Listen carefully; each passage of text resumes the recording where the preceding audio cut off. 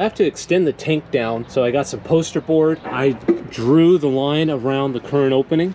All right, so the cutout came out pretty well. So after some practice, I was able to get it pretty well rounded using this steel pipe.